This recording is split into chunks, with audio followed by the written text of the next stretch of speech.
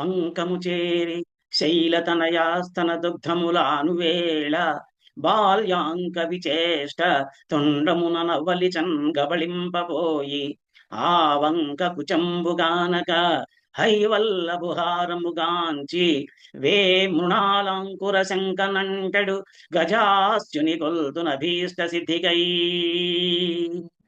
పుట్టంబుట్ట శరంబునన్ మొలవ నంభోయాన పాత్రంబునన్ నెట్టంగల్గను గాళి కొల్వను పురాణింబందురంకొండి మీదట్టే వెంట చరింతు తత్సరణి నాకీవమ్మ యోయమ్మ మేల్పట్టున్నా కగుమమ్మ నమ్మితి జుమే బ్రాహ్మీ దయాంబోనిధి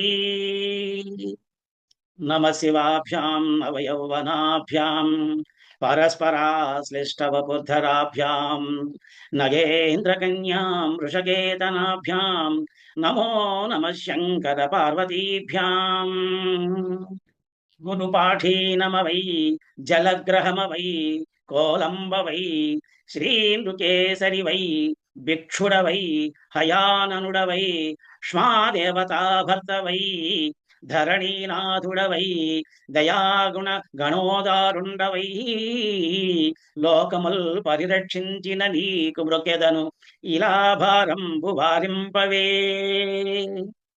కృష్ణద్వైపాయనం వ్యాసం సర్వలోకహితే రతం వేదాబ్జ భాస్కరం వందే శమాది నిలయం మునిం అఖండమండలాకారం వ్యాప్తం యేన చరాచరం తత్పదం దర్శితం యేన తస్మై శ్రీ గురవే నమః.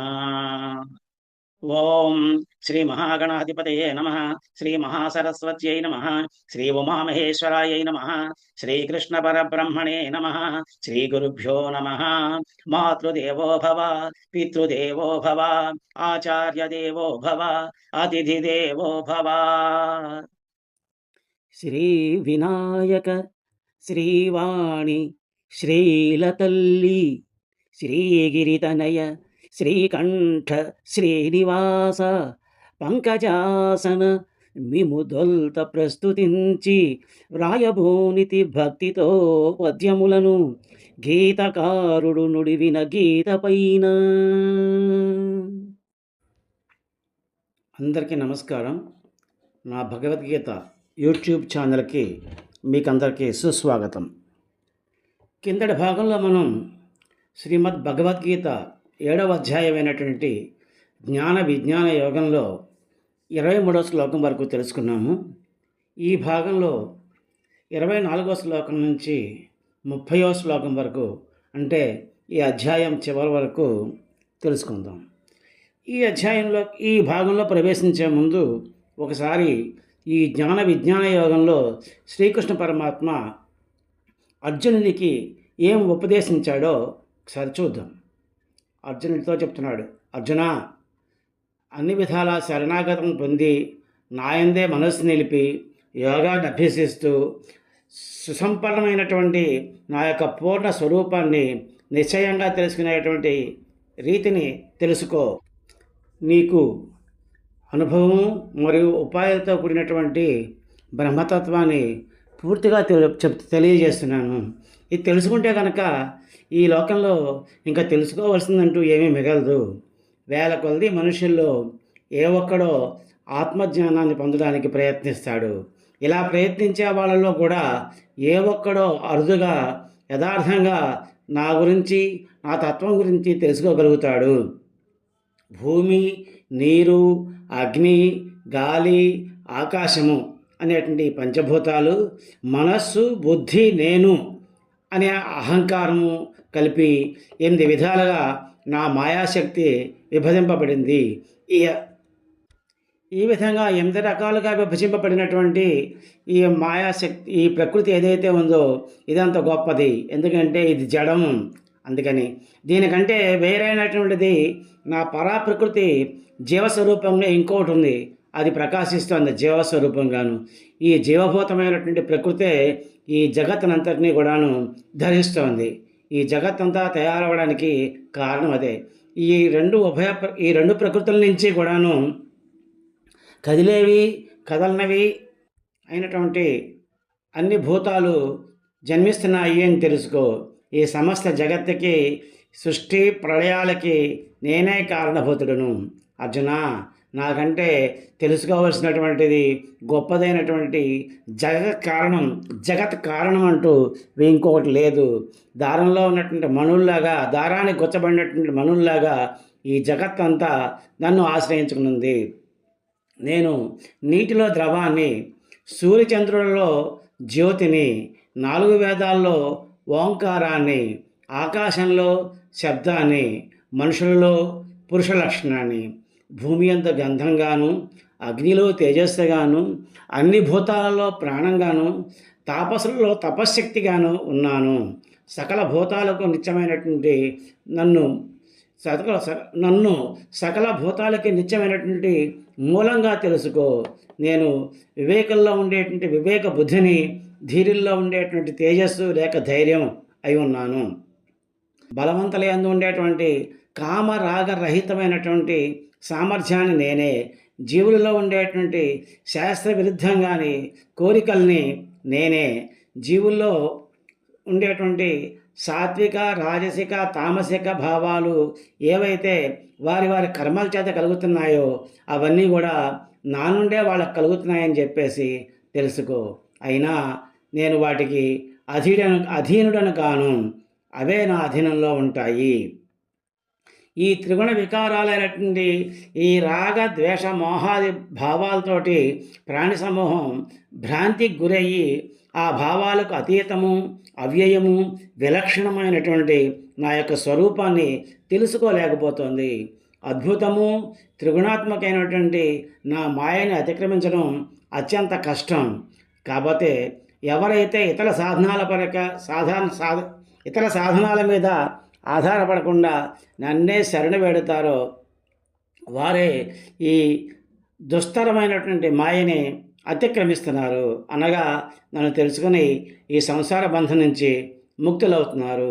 దుష్కర్ములు, అజ్ఞానులు, నీచులు అయిన వారి వివేకం మాయ చేత కప్పబడి వారు రాక్షస స్వభావాన్ని పొంది నన్ను ఆశ్రయించకుండా ఉంటున్నారు. అర్జున, నా భక్తులు 4 విధాలమైన పుణ్యాత్ములు.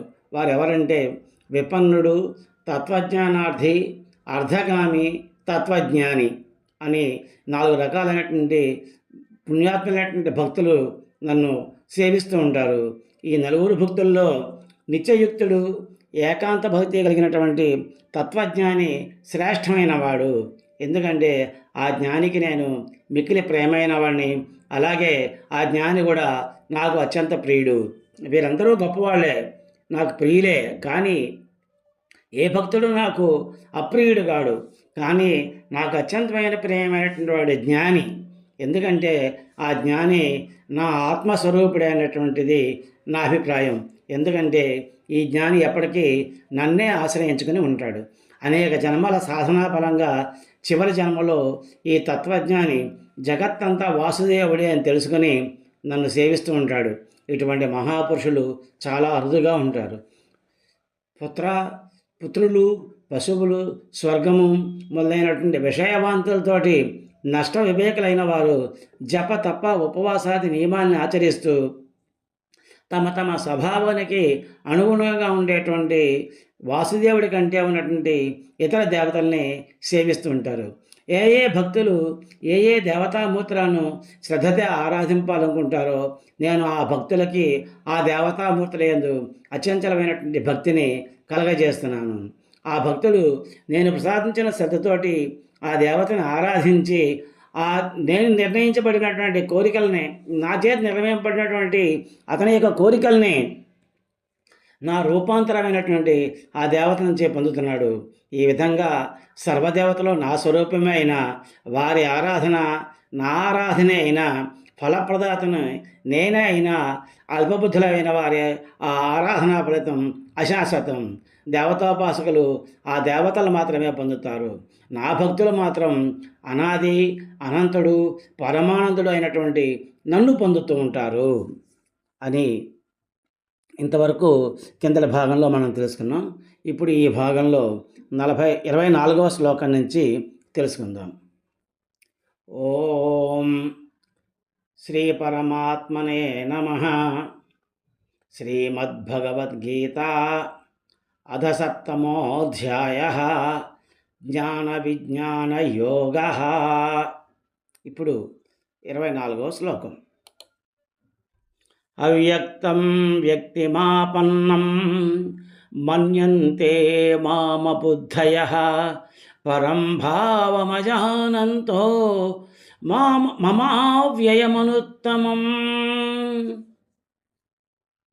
అవ్యక్తం వ్యక్తిమాపన్నం మన్యంతే మామబుద్ధయః పరం భావమజానంతో మమావ్యయమనుత్తమం. ఈ శ్లోకం యొక్క పద విభాగం చూద్దాం.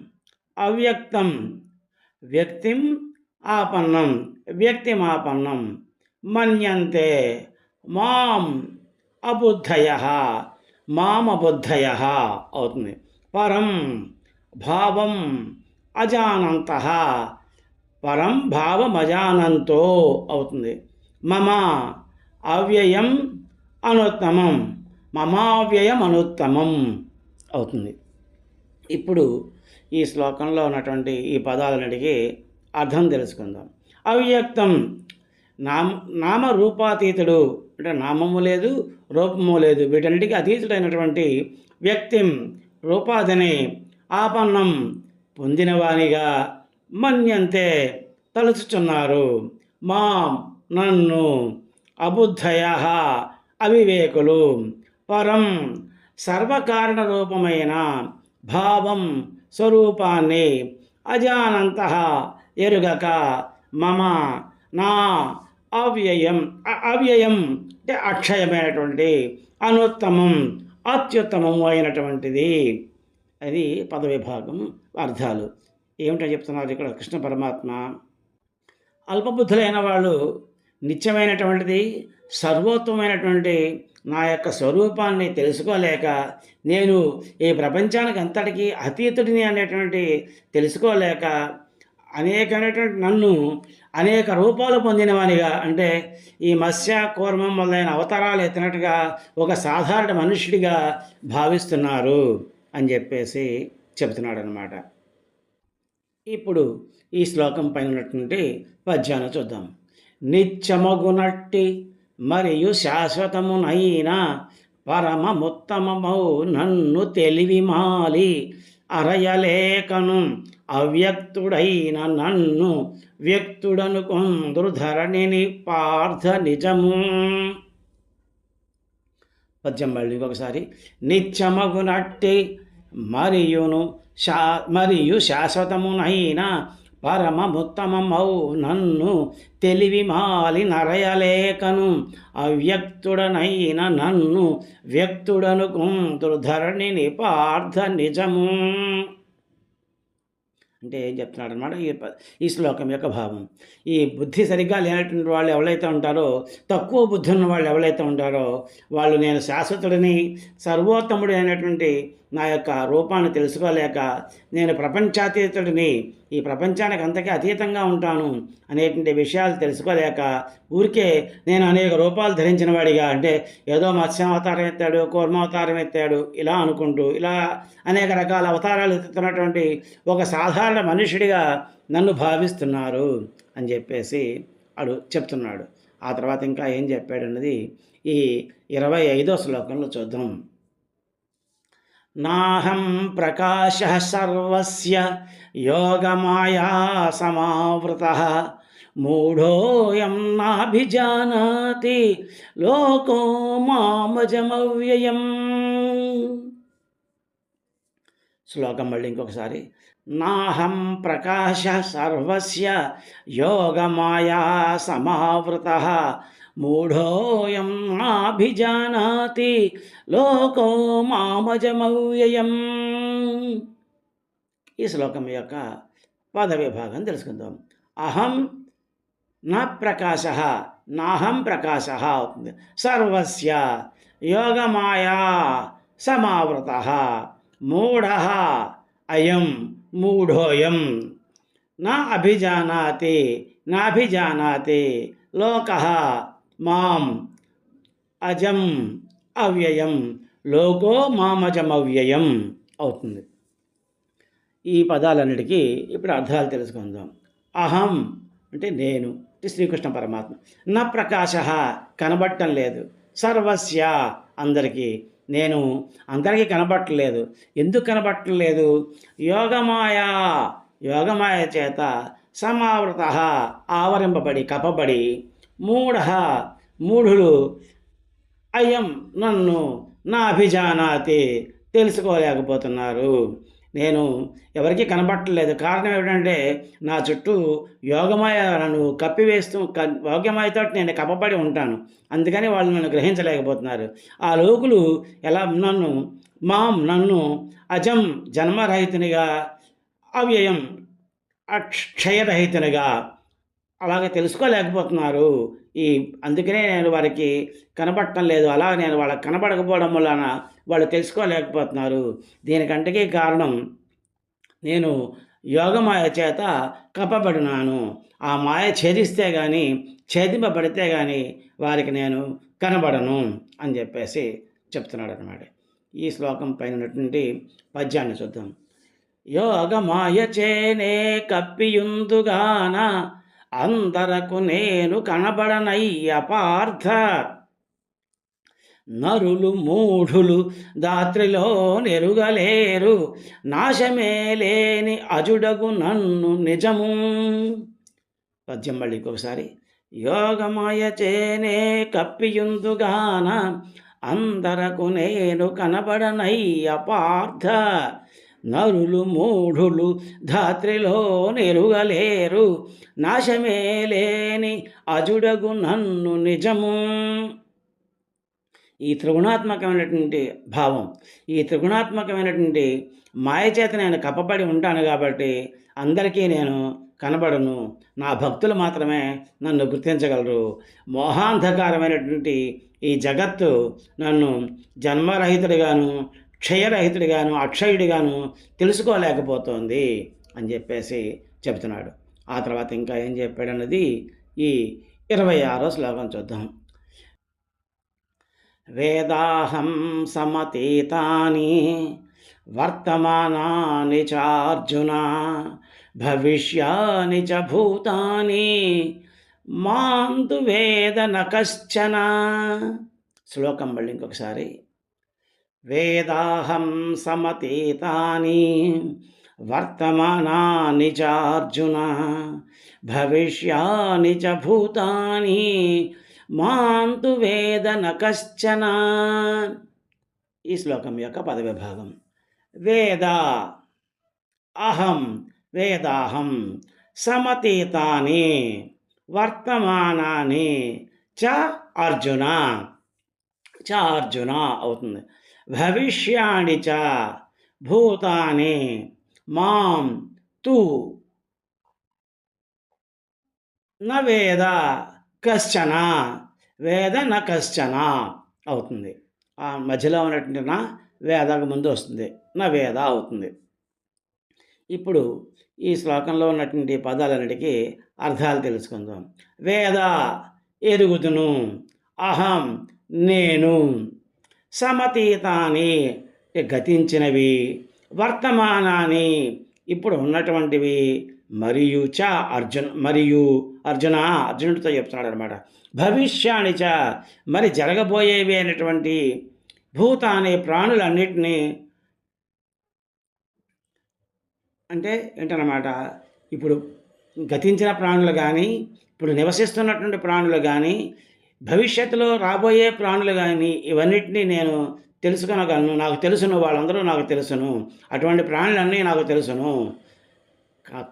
కానీ మాం నన్ను న వేద ఎరుగరు, కశ్చన ఎవరు, కానీ నన్నెవరు అలాగా గుర్తించలేరు అని చెప్పేసి చెప్తున్నాడు. ఇప్పుడు ఈ శ్లోకం పైన ఉన్నటువంటి పద్యాన్ని చూద్దాం. ఉన్న మనుజుని జరిగిపోయిన మనుజుని, మరియు నీల ముందు పుట్టెడు మనుజుని, ఇంక నన్ని జీవులు నాకు తెలియు, ఎవరు కూడను నన్ను తామెరుగరయ్యా. పద్యం మళ్ళీ ఇంకొకసారి. ఉన్న మనుజుని జరిగిపోయిన మనుజుని మరియు నీల ముందు పుట్టడు మనుజుని ఇంకా అన్ని జీవులు నాకు చక్కగా తెలియు ఎవరు కూడను నన్ను తామెరుగరయ్యా. భావం. పార్థ, నేను త్రికాలజ్ఞుడిని. నాకు భూత భవిష్యత్ వర్తమాన కాలాలన్నీ తెలుసు. ఆ వాటిల్లో నివసించినటువంటి ఈ మనుషులు కానీ, జంతుజాలం కానీ, జీవులు కానీ, ప్రాణం ఉన్నవి కానీ, ప్రాణం లేనివి కానీ, ఇవన్నీ నాకు తెలుసు. కానీ నన్ను మాత్రం ఎవరు తెలుసుకోలేరు అని చెప్పేసి చెప్తున్నాడు. ఆ తర్వాత ఇంకా ఏం చెప్పాడన్నది ఈ 27వ శ్లోకం చూద్దాం. ఇచ్ఛాద్వేష సముత్థేన ద్వంద్వమోహేన భారత సర్వభూతాని సమ్మోహం సర్గే యాంతి పరంతప. శ్లోకం మళ్ళీ ఒకసారి. ఇచ్ఛాద్వేష సముత్థేన ద్వంద్వమోహేన భారత సర్వభూతాని సమ్మోహం సర్గే యాంతి పరంతప. ఈ శ్లోకం యొక్క పద విభాగం తెలుసుకుందాం. ఇచ్ఛా ద్వేష సముత్థేన ద్వంద్వమోహేన భారత సర్వభూతాని సమ్మోహం సర్గే యాంతి పరంతప. ఇది ఈ శ్లోకం యొక్క పద విభాగం. ఇప్పుడు ఈ పదాలన్నిటికీ అర్థాలు తెలుసుకుందాం. ఇచ్ఛా ద్వేష సముత్థేన అంటే ఇష్టము అనిష్టముతోటి కలిగేటువంటి ద్వంద్వమోహేన సుఖము దుఃఖము మొదలైనటువంటి వాటిల్లో ఇరుక్కుపోయినటువంటి బుద్ధి అనేటువంటి బుద్ధి భ్రంశం చెందిపోతే భారత అర్జున సర్వభూతాన్ని ప్రాణులన్నీ మోహాన్ని సర్గే జన్మించడంతో యాంతి పొందుతున్నారు పరంతప అర్జున అని చెప్పేసి చెప్తున్నాడు. అంటే ఏంటనమాట, ఏం చెప్తున్నాడు అనమాట, ఓ అర్జున, ఈ ప్రాణులు వాళ్ళు పుట్టినప్పుడే ఈ స్థూలదేహం ఏర్పడిన వెంటనే ఇష్టము కానీ అనిష్టం అనేటువంటి వాటి గురించి ఈ సుఖము దుఃఖము మొదలైన ద్వంద్వాలన్నింటినీ కలిగి ఆ జీవుల్ని అవన్నీ సమ్మోహితలు చేస్తున్నాయి. అలా వాటితోటి అలాగా మోహం చెంది వాటి సమ్మోహంలో పడిపోయి వాటి మోహంలో పడిపోయి వారెవరూ నన్ను గుర్తించలేకపోతున్నారు, నన్ను సేవించలేకపోతున్నారు సుమ అని చెప్పేసి చెబుతున్నాడు. ఈ శ్లోకం పైనటువంటి పద్యాన్ని చూద్దాం. అన్ని జీవులు జన్మము నందినప్పుడే ఇష్టము ద్వేషమనేడు చేష్ట వలన సుఖము దుఃఖము ద్వంద్వాలు చొరుట వలన పూర్తిగా మోహమున బడిపోవునయ్యా. పద్యం మళ్ళీ ఇంకొకసారి. అన్ని జీవులు జన్మము నందినప్పుడే ఇష్టము ద్వేషమనియడు చేష్ట వలన సుఖము దుఃఖము ద్వంద్వాలు చొరుట వలన పూర్తిగా మోహమున పడిపోవునయ్యా. అర్జున, భావం చెప్తున్నాడు. భావం, ఈ శ్లోకం యొక్క భావం. అర్జున, ఈ ప్రాణులు పుట్టినప్పుడే వాళ్ళ యొక్క శరీరంతో ఎప్పుడైతే జన్మ తీసుకుంటారో అలా తీసుకోగానే వాళ్ళకి ఇష్టము అనిష్టం అనేటువంటివి, సుఖము దుఃఖం అనేటువంటి ఇలాంటి ద్వంద్వాలన్నీ కలిగి జీవుల్ని అవి సమ్మోహితులను చేస్తున్నాయి, వాళ్ళని మోహంలో ముంచేస్తున్నాయి. కాబట్టి వాళ్ళు ఎవరు నన్ను తెలుసుకోలేకపోతున్నారు, నన్ను గుర్తించలేకపోతున్నారు, నన్ను సేవించలేకపోతున్నారు అని చెప్పేసి చెప్పాడు. ఆ తర్వాత ఇంకా ఏం చెప్పాడు అన్నది ఈ 28వ శ్లోకంలో చూద్దాం. ఏషాం త్వంత్వగతం పాపం జనానాం పుణ్యకర్మణాం త్వే ద్వంద్వమోహ నిర్ముక్త భజంతే మాం దృఢవ్రతాః. శ్లోకం మళ్ళీ ఇంకొకసారి. ఏషాం త్వంతగతం పాపం జనానాం పుణ్యకర్మణాం తే ద్వంద్వమోహ నిర్ముక్త భజంతే మాం దృఢవ్రతాః. ఇప్పుడు ఈ శ్లోకం యొక్క పదవిభాగం తెలుసుకుందాం. ఏషాం తు అంతగతం త్వంతగతం పాపం జనానాం పుణ్యకర్మణాం తే ద్వంద్వమోహ నిర్ముక్త భజంతే మాం దృఢవ్రతా. ఇది శ్లోకం యొక్క పద విభాగం. ఇప్పుడు ఈ పదాలకి అర్థాలు తెలుసుకుందాం. ఏషాం, ఏ, తు కానీ, అంటే ఇందాక శ్లోకంలో చెప్పిన దానికి ఎక్సెప్షన్, అంటే దానికి ఇంకా తేడా ఉండేటువంటిది ఏమిటి చెప్తున్నాడు అనమాట. తు కానీ, ఏషాం ఏ అంతగతం క్షీణించిందో, ఏమిటి క్షీణించడం, పాపం పాపం, జనానాం జనుల యొక్క, పుణ్యకర్మాణం పుణ్యకర్మలు చేసేటువంటి వాళ్ళ యొక్క, తే ఆ ద్వంద్వమోహ నిర్ముక్త సుఖదుఖాల నుండి ద్వంద్వమోహాల నుండి విడిపడినటువంటి వారు, భజంతే భజిస్తున్నారు, మాం నన్ను దృఢవ్రత దృఢ నిశ్చయులై. ఇంతకుముందు ఏం చెప్పాడు, ఎవరైతే జన్మనెత్తుతారో, కింద శ్లోకంలో చెప్పాడు, ఎవరైతే జన్మనెత్తుతారో వాళ్ళు జన్మనెప్పినప్పుడే వాళ్ళకి ఇష్టము అనిష్టము, సుఖము దుఃఖము మొదలైన ద్వంద్వాలు వాళ్ళని సమ్మోహితులను చేసి వాళ్ళని మోహంలో కప్పేసి వాళ్ళు నన్ను తెలుసుకోలేకుండా చేస్తున్నారు అని చెప్పాడు కదా. కానీ ఇప్పుడు మళ్ళీ చెప్తున్నాడు దానికి ఏంటంటే, ఏషాం ఎవరైతే, ఎవరి యొక్క అయితే పాపం క్షీణించబడిందో, ఎవరి యొక్క పుణ్యకర్మలు పెరుగుతూ ఉన్నాయో, ఎవరైతే సుఖదుఖాలు అనేటువంటి ద్వంద్వమోహాల నుంచి విడిపోయారో వాళ్ళంతా నన్ను దృఢ నిశ్చయంతో సేవిస్తున్నారు, భజిస్తున్నారు అని చెప్పేసి చెబుతున్నాడు. ఇప్పుడు ఈ శ్లోకం పైన ఉన్నటువంటి పద్యాన్ని చూద్దాం. పుణ్యకర్మల చేయుచు పూర్తిగాను పాప క్షీణులగుచు నిలవారలంతా ద్వంద్వమోహములొదులుచు తాము పూర్ణ నిష్ఠను నన్ను సేవింత్రు కుంతీ కుమారా. పద్యం మళ్ళీ ఇంకొకసారి. పుణ్యకర్మల చేయుచు పూర్తిగాను పాప క్షీణులగుచు నిల వారలంతా ద్వంద్వమోహములొదులుచు తాము పూర్ణ నిష్ఠను నన్ను సేవింత్రు కుంతీ కుమారా. ఈ శ్లోకం యొక్క భావం, ఏ పుణ్యాత్మల యొక్క పాపం క్షీణించిపోయిందో, ఎవరైతే పుణ్యకర్మలు ఎక్కువగా ఆచరిస్తున్నారో, ఎవరైతే ఈ ద్వంద్వమోహాల నుంచి విడిపోయారో వాళ్ళంతా దృఢ నిశ్చయంతో నన్ను సేవించుకుంటున్నారు సుమా అని చెప్పాడు శ్రీకృష్ణ పరమాత్మ. ఆ తర్వాత ఇంకా ఏం చెప్పాడన్నది ఈ 29వ శ్లోకంలో చూద్దాం.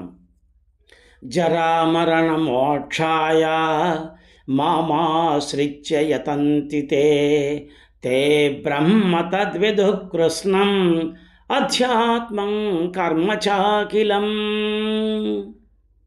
శ్లోకం మళ్ళీ ఇంకొకసారి.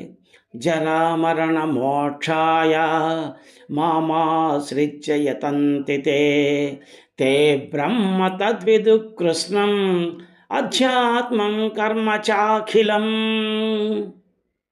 ఈ శ్లోకం యొక్క పద విభాగం తెలుసుకుందాం. జరా మరణ మోక్షాయ మాం ఆశ్రిత్య యతంతి ఏ తే బ్రహ్మ తత్ విదుః తద్విదుః కృష్ణం అధ్యాత్మం కర్మ అఖిలం చ కర్మ చాఖిలం అవుతుంది. ఇప్పుడు ఈ పదాలన్నిటికీ అర్థాలు తెలుసుకుందాం. జరామరణ మోక్షాయ, జర అంటే ముసలితనం, మరణం అంటే మరణం చనిపోవడం, వీటి నుంచి విడిపడిపోవడానికి, మోక్షాయ అంటే విడిపడిపోవడానికి, మాం నన్ను ఆశ్రయించి యతంతి సాధన చేస్తున్నారు, ఎవరైతే నన్ను ఈ ముసలితనము మరణము ఇలాంటి వాటి నుంచి విడిపడి మోక్షం కోసమని ఎవరైతే నన్ను ఆశ్రయించి సాధన చేస్తున్నారో తే వారు బ్రహ్మాని తత్ ఆ విదు తెలుసుకోగలరు. అటువంటి వారు ఆ బ్రహ్మాన్ని తెలుసుకోగలరు. ఎలా తెలుసుకోగలరు? కృష్ణం సమగ్రంగా, అధ్యాత్మం పరమాత్మ విషయాన్ని, కర్మ తత్సాధనాభూతలైన కర్మాల్ని, అఖిలం సమస్తాన్ని, ఇలాగా వాళ్ళు అన్నీ తెలుసుకోగలుగుతున్నారు అని చెప్పేసి చెప్తున్నాడు. అంటే ఏంటన్నమాట, ఎవరైతే ఈ జర మరణం అంటే ముసలితనము మరణం నుంచి విడివడి ముక్తిని పొందాలనుకుంటున్నారో వాళ్ళు నన్ను ఆశ్రయించి ఎవరైతే సాధన చేస్తున్నారో వాళ్ళందరూ కూడాను ఈ పరబ్రహ్మాన్ని సాధనాభూతాలైనటువంటి అనేకమైనటువంటి కర్మలన్నింటినీ కూడాను వాళ్ళు తెలుసుకోగలుగుతున్నారు అని చెప్పేసి చెప్పాడనమాట. ఇప్పుడు ఈ శ్లోకం పైనటువంటి పద్యాన్ని చూద్దాం. జర మరణము నుండి విముక్తి కొరకు నన్ను ఆశ్రయించి సాధన చేయునట్టి వారు ఆత్మ సకలమౌ కర్మలనన్ని నెరిగి పరమ బ్రహ్మమున్ చక్కగా పడయగలరు. పద్యం మళ్ళీ ఇంకొకసారి. జర మరణము నుండి విముక్తి కొరకు నన్ను ఆశ్రయించి సాధన చేయునట్టి వారును ఆత్మ సకలమౌ కర్మలనన్ని నెరిగి పరమ బ్రహ్మమున్ చక్కగా పడయగలరు. భావం: ఈ ముసలితనము, మరణము అనేటువంటి వాటిని గురించి ముక్తిని పొందడానికి ఎవరైతే నన్ను సాధన చేసి నన్ను ఆశ్రయించి నా సాధన చేస్తున్నారో వాళ్ళందరూ ఆ పరబ్రహ్మాన్ని, అది సాధించడానికి అవసరమైనటువంటి కర్మలని అన్నిటినీ చక్కగా తెలుసుకోగలుగుతున్నారు అని చెప్పేసి చెప్తున్నాడు అనమాట. ఆ తర్వాత ఇంకా ఏం చెప్పాడు అనేది ఈ 30వ శ్లోకంలో చూద్దాం. సాధిభూతాదిదైవం మాం సాధియజ్ఞం చ ఏ విదుః ప్రయాణకాలేపి చ మాం తే విదుర్యుక్తచేతసః. శ్లోకం మళ్ళీ ఇంకొకసారి. సాధిభూతాదిదైవం మాం సాధియజ్ఞం చ ఏ విదుః ప్రయాణకాలేపి చ మాం తే విదుర్యుక్తచేతసః. ఈ శ్లోకం యొక్క పద విభాగం చూద్దాం. సా అధిభూత అధిదైవం, సాధిభూతాదిదైవం అవుతుంది. మాం సా అధియజ్ఞం చ సాధియజ్ఞం చ ఏ చ విదుః ప్రయాణకాలే అపి మాం తే విదుః యుక్తచేతసః విదుర్యుక్తచేతసః అవుతుంది. ఈ శ్లోకంలో పదవ భాగాలు తెలుసుకున్నాం కదా. ఇప్పుడు ఈ పదాలన్నిటికీ అర్థం తెలుసుకుందాం. సా అధిభూత అధిదైవం, అధిభూత అధిదైవాలతోనూ మా నన్ను, సా అధియజ్ఞం చ అధియజ్ఞాలతోనూ, ఏ చ మరియు ఎవరు, విదుః తెలుసుకుంటారో, ప్రయాణకాలే అపి మరణకాలంలో కూడా, మాం నన్ను, తే ఆ విదుః తెలుసుకోగలరు, యుక్తచేతసః యోగయుక్తులై. అంటే ఏం చెప్తున్నాడనమాట, ఎవరైతే అధిభూత అధిదైవ అధియజ్ఞాలతో కూడా ప్రస్తుతం నన్ను ఎవరైతే ఉపాసిస్తున్నారో అటువంటి వాళ్ళు, యోగయుక్తులైనటువంటి వాళ్ళు మరణకాలంలో కూడా నన్ను తెలుసుకోగలుగుతారు అని చెప్పేసి చెప్తున్నాడు. ఈ శ్లోకం పైన ఉన్నటువంటి పద్యాన్ని చూద్దాం ఇప్పుడు. అధియజునిగాను మరియును అధిభూతునిగను అధిదైవముగను ఆత్మనెరువునట్టి నరులు తెలుసుకుందురు నన్ను విజయ అంచకాలమునను కూడా అమలమతిని. పద్యం మళ్ళీ ఇంకొకసారి. అధియజునిగాను మరియును అధిభూతునిగను అధిదైవముగనాత్మ నెరువునట్టి నరులు తెలుసుకొందరు నన్ను విజయ అంచకాలమునను గూడ నమలమతిని. ఈ శ్లోకం యొక్క భావం. ఇంకా ఎవరైతే ఈ అధిభూత అధిదైవ అధియజ్ఞాలతో కూడా నన్ను ప్రస్తుతం ఉపాసిస్తున్నారో ఆరాధిస్తున్నారో అటువంటి యోగయుక్తులైనటువంటి వాళ్ళు నన్ను మరణకాలంలో కూడాను విస్మరించరు. అంటే నన్ను మరణించే సమయంలో కూడా వాళ్ళు నన్ను గుర్తుంచుకుంటారు అని చెప్పేసి చెప్తున్నాడు. ఓం తత్సదితి శ్రీమద్భగవద్గీతాసు ఉపనిషత్సు బ్రహ్మ విద్యాయాం యోగశాస్త్రే శ్రీకృష్ణార్జున సంవాదే జ్ఞాన విజ్ఞాన యోగో నామ సప్తమోధ్యాయః. ఓం తత్సత్. ఇది ఉపనిషత్ సారము, బ్రహ్మ విద్య, యోగశాస్త్రము అయి శ్రీ కృష్ణార్జునుల సంభాషణ రూపంలో ఉన్నటువంటి శ్రీమద్ భగవద్గీతలోని జ్ఞాన విజ్ఞాన యోగము అనేటువంటి 7వ అధ్యాయము. ఇంతవరకు మనం శ్రీకృష్ణ పరమాత్మ కృప వల్ల 7 అధ్యాయాల్ని సుసంపన్నం చేసుకున్నాం. వచ్చే భాగంలో మనం 8వ అధ్యాయాన్ని ప్రారంభించుకుందాం. హరి ఓం తత్సత్. ఏతత్సర్వం శ్రీకృష్ణార్పణమస్తు. గీతాశాస్త్రమిదం పుణ్యం యః పఠేః ప్రయతః పుమాన్ విష్ణోః పదమవాప్నోతి భయశోకాదివర్జితః.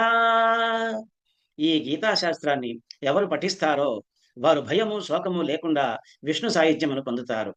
అసతోమా సద్గమయ తమసోమా జ్యోతిర్గమయ మృత్యోర్మా అమృతంగమయ. ఓం శాంతి శాంతి శాంతి.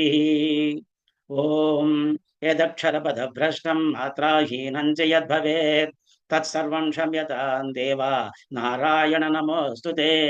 విసర్గబిందు మాత్రాణి పదపాదాక్షరాణి చ న్యూనాని చాతిరిక్తాని క్షమస్వ పురుషోత్తమ. కాయేన వాచా మనసేంద్రియైర్వా బుద్ధ్యాత్మనా వా ప్రకృతే స్వభావాత్ కరోమి యజ్జ సకలం పరస్మై నారాయణాయైతి సమర్పయామి. శ్రీమన్నారాయణాయైతి సమర్పయామి. సర్వే భవంతి సుఖినః సర్వే సంతు నిరామయాః సర్వే భద్రాణి పశ్యంతు మా కశ్చిత్ దుఃఖభాగ్ భవేత్. శ్రియః కాంతాయ కళ్యాణ నిధయే నిధయేధినాం శ్రీ వెంకట నివాసాయ శ్రీనివాసాయ మంగళం.